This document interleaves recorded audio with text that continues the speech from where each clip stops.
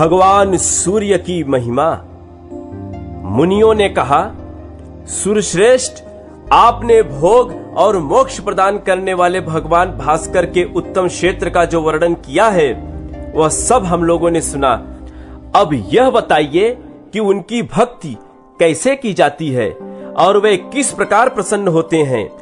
इस समय यही सब सुनने की हमारी इच्छा है।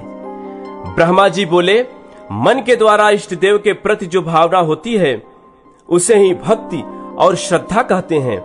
जो इष्ट देव की कथा सुनाता, उनके भक्तों की पूजा करता तथा अग्नि की उपासना में संलग्न रहता है, वह सनातन भक्त है।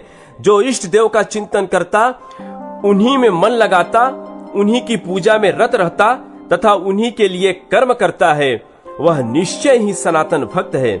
जो इष्ट देव के लिए किए जाने वाले कर्मों का अनुमोदन करता, उनके भक्तों में दोष नहीं देखता, अन्य देवता की निंदा नहीं करता, सूर्य के व्रत रखता तथा चलते चलते, ठहरते, सोते, सूंघते और आंखें खोलते बीचते समय भगवान भास्कर का स्मरण करता है, वह मनुष्य अधिक भक्त माना गया है। विज्ञ पुरुष को सदा ऐसी ही भक्ति करनी चाहिए। भक्ति, समाधि, स्तुति और मन से जो नियम किया जाता है और जो ब्राह्मण को दान दिया जाता है, उसे देवता, मनुष्य और पितर सभी ग्रहण करते हैं। पत्र, पुष्प, फल और जल जो कुछ भी भक्ति पूर्वक अर्पण किया जाता है उसे देवता ग्रहण करते हैं, परंतु वे नास्तिकों की दी हुई वस्तु नहीं स्वीकार करते। नियम और आचार के साथ भाव शुद्धि का भी उपयोग करना चाहिए। हृदय के भाव को शुद्ध रखते हुए जो कुछ किया जाता है वह सब सफल होता है। भगवान सूर्य के स्तवन, जप, उपहार, समर्पण, पूजन, उपवास और भजन से मनुष्य सब पापों से मुक्त हो जाता है। जो पृथ्वी पर मस्तक रखकर भगवान सूर्य को नमस्कार करता है वह तत्काल सब पापों से छूट जाता है, इसमें तनिक भी संदेह नहीं है। जो मनुष्य भक्ति पूर्वक सूर्य देव की प्रदक्षिणा करता है उसके द्वारा सातों द्वीपों सहित पृथ्वी की परिक्रमा हो जाती है। जो सूर्य देव को अपने हृदय में धारण करके केवल आकाश की प्रदक्षिणा करता है उसके द्वारा निश्चय ही संपूर्ण देवताओं की परिक्रमा हो जाती है। जो षष्ठी या सप्तमी को एक समय भोजन करके नियम और व्रत का पालन करते हुए सूर्य देव का भक्ति पूर्वक पूजन करता है उसे अश्वमेध यज्ञ का फल मिलता है। जो षष्ठी अथवा सप्तमी को दिन रात उपवास करके भगवान भास्कर का पूजन करता है वह परम गति को प्राप्त होता है। जब शुक्ल पक्ष की सप्तमी को रविवार हो, उस दिन विजया सप्तमी हो, उसमें दिया हुआ दान महान फल देने वाला है। विजया सप्तमी को किया हुआ स्नान, दान, तप, होम और उपवास सब कुछ बड़े बड़े पातकों का नाश करने वाला है। जो मनुष्य रविवार के दिन श्राद्ध करते और महातेजस्वी सूर्य का यजन करते हैं उन्हें अभीष्ट फल की प्राप्त होती है। जिनके समस्त धार्मिक कार्य सदा भगवान सूर्य के उद्देश्य से होते हैं उनके कुल में कोई दरिद्र अथवा रोगी नहीं होता। जो सफेद, लाल अथवा पीली मिट्टी से भगवान सूर्य के मंदिर को लीपता है उसे मनोवांछित फल की प्राप्ति होती है। जो निराहार रहकर भांति भांति के सुगंधित पुष्पों द्वारा सूर्य देव का पूजन करता है उसे अभीष्ट फल की प्राप्ति होती है। जो घी अथवा तिल के तेल से दीपक जलाकर भगवान सूर्य की पूजा करता है वह कभी अंधा नहीं होता। दीप दान करने वाला मनुष्य सदा ज्ञान के प्रकाश से प्रकाशित रहता है। जो सदा देव मंदिरों, चौराहों और सड़कों पर दीप दान करता है वह रूपवान तथा सौभाग्यशाली होता है। दीप की शिखा सदा ऊपर की ओर उठती है, उसकी गति कभी नीचे की ओर नहीं होती। इसी प्रकार दीप दान करने वाला पुरुष भी दिव्य तेज से प्रकाशित होता है। वह कभी त्रियोगिनी में नहीं पड़ता। जलते हुए दीपक को कभी न चुराए, न नष्ट करे। दीप हरता मनुष्य बंधन, नाश, क्रोध एवं तमोमय नरक को प्राप्त होता है। उदय काल में प्रतिदिन सूर्य को अर्घ देने से एक ही वर्ष में सिद्धि प्राप्त होती है। सूर्य के उदय से लेकर अस्त तक उनकी ओर मुंह करके खड़ा हो किसी मंत्र अथवा स्त्रोत का जाप करना आदित्य व्रत कहलाता है। यह बड़े बड़े पातकों का नाश करने वाला है। सूर्योदय के समय श्रद्धा पूर्वक अर्घ देकर सब कुछ सांगोपांग दान करें। इससे सब पापों से छुटकारा मिल जाता है। अग्नि, जल, आकाश, पवित्र भूमि, प्रतिमा तथा पिंडी में यत्न पूर्वक सूर्य देव को अर्घ देना चाहिए। उत्तरायण अथवा दक्षिणायन में सूर्य देव का विशेष रूप से पूजन करके मनुष्य सब पापों से मुक्त हो जाता है। इस प्रकार जो मानव प्रत्येक वेला में अथवा कुवेला में भक्ति पूर्वक श्री सूर्य देव का पूजन करता है वह उन्हीं के लोक में प्रतिष्ठित होता है। जो तीर्थों में पवित्र हो, भगवान सूर्य को स्नान कराने के लिए एकाग्रता पूर्वक जल भर कर लाता है, वह परम गति को प्राप्त होता है। छत्र ध्वजा, चंदोवा, पताका और चंवर आदि वस्तुएं सूर्य देव को श्रद्धा पूर्वक समर्पित करके मनुष्य अभीष्ट गति को प्राप्त होता है। मनुष्य जो जो पदार्थ भगवान सूर्य को भक्ति पूर्वक अर्पित करता है उसे वे लाख गुना करके उस पुरुष को देते हैं। भगवान सूर्य की कृपा से मानसिक, वाचिक तथा शारीरिक समस्त पाप नष्ट हो जाते हैं।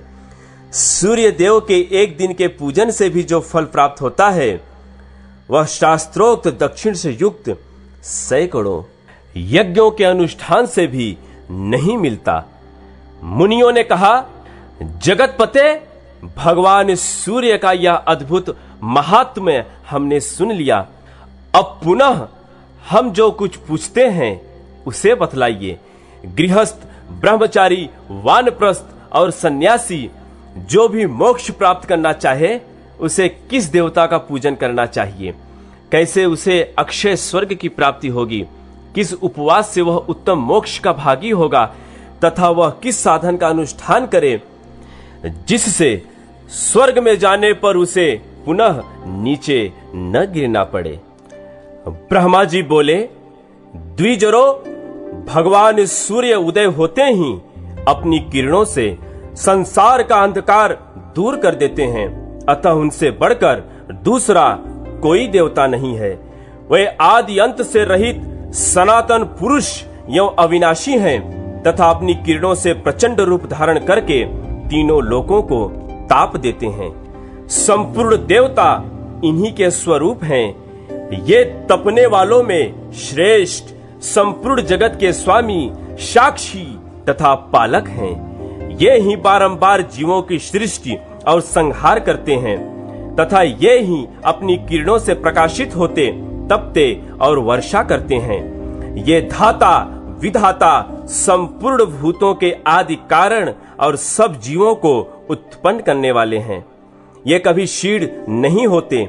इनका मंडल सदा अक्षय बना रहता है। ये पितरों के भी पिता और देवताओं के भी देवता हैं। इनका स्थान ध्रुव माना गया है जहां से फिर नीचे नहीं गिरना पड़ता।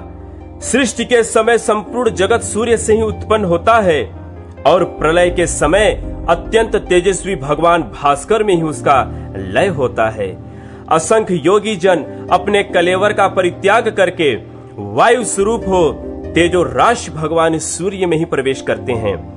राजा जनक आदि गृहस्थ योगी, वाल्यखिल्य आदि ब्रह्मवादी, महिषी, व्यास आदि वानप्रस्थ ऋषि तथा कितने ही सन्यासी योग का आश्रय ले सूर्य मंडल में प्रवेश कर चुके हैं।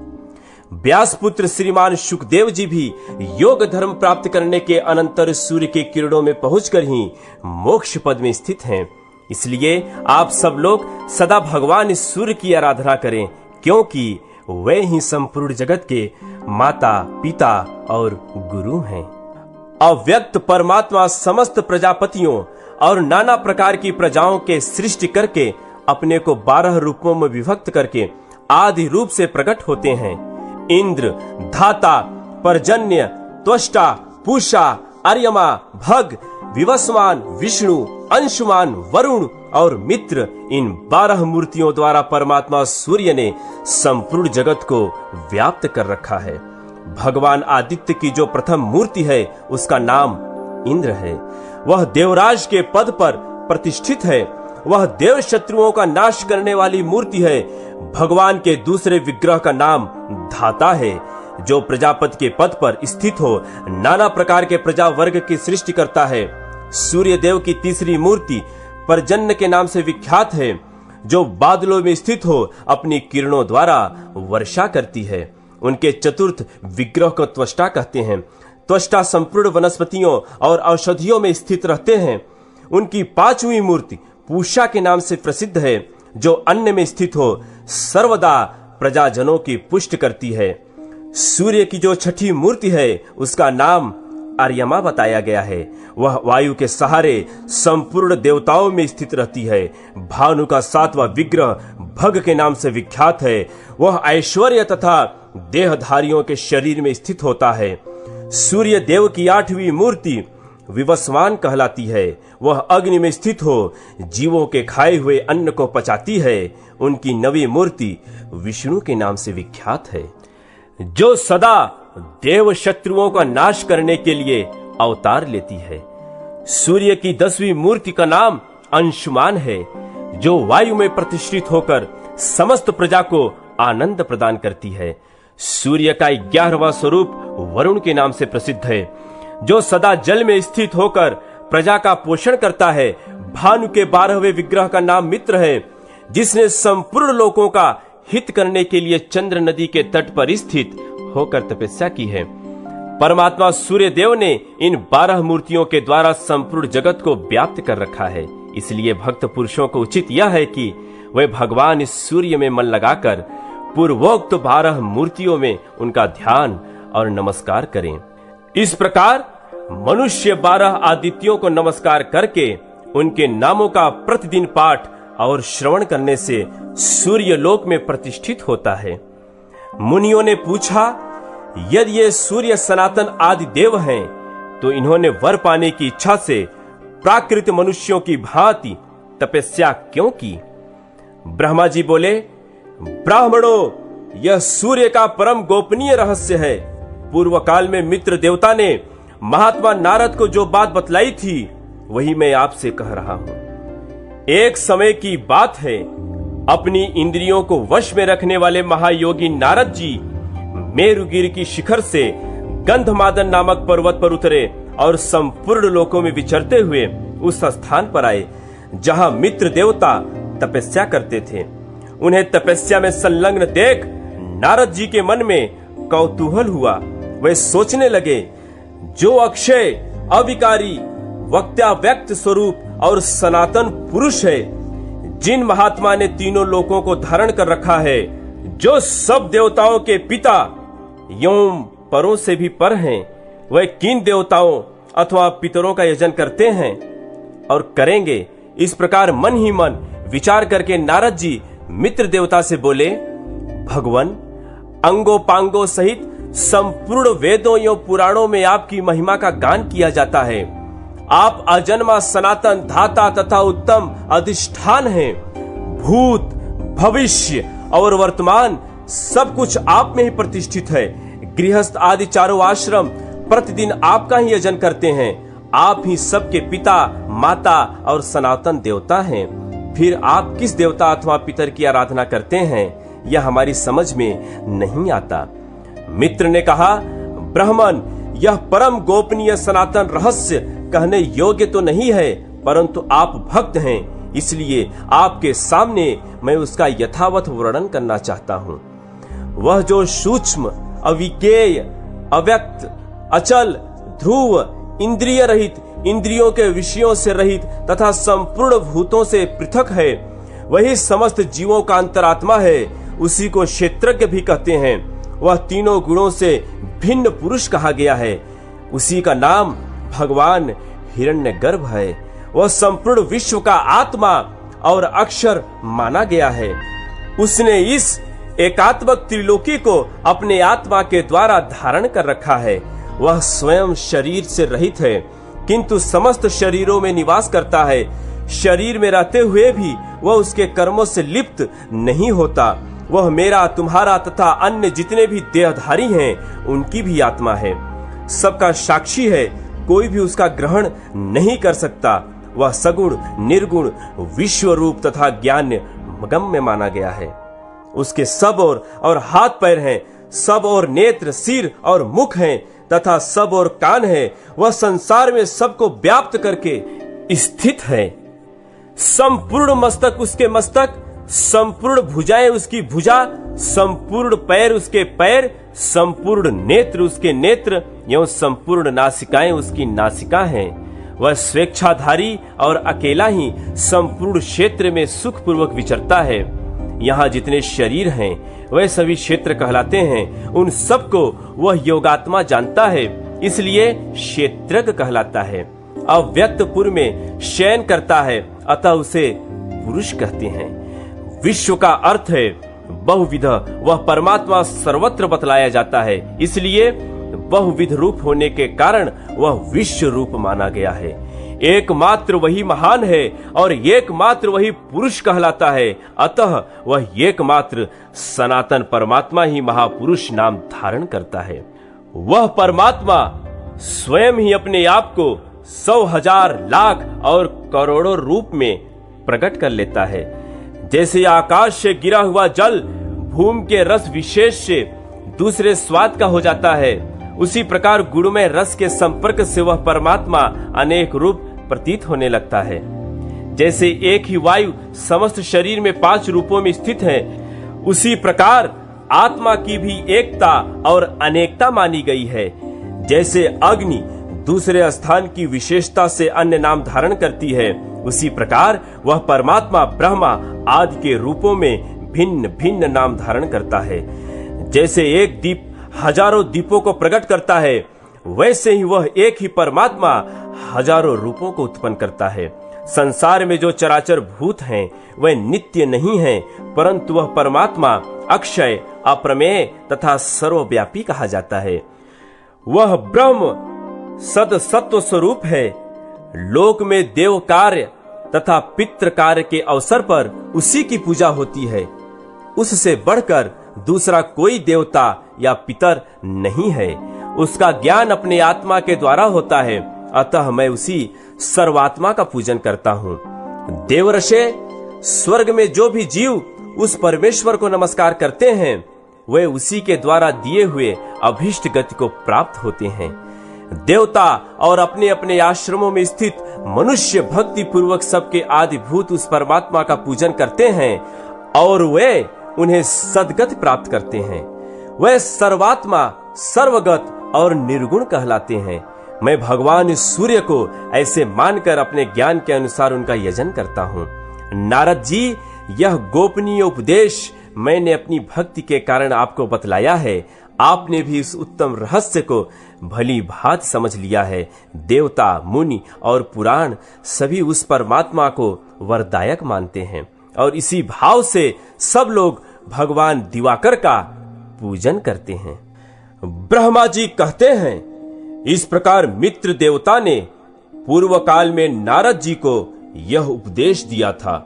भानु के उपदेश को मैंने भी आप लोगों से कह सुनाया। जो सूर्य का भक्त ना हो उसे इसका उपदेश नहीं देना चाहिए। जो मनुष्य प्रतिदिन इस प्रसंग को सुनाता और जो सुनता है, वह निसंदेह भगवान सूर्य में प्रवेश करता है। आरंभ से ही इस कथा को सुनकर रोगी मनुष्य रोग से मुक्त हो जाता है और जिज्ञासु को उत्तम ज्ञान एवं अभीष्ट गति की प्राप्ति होती है।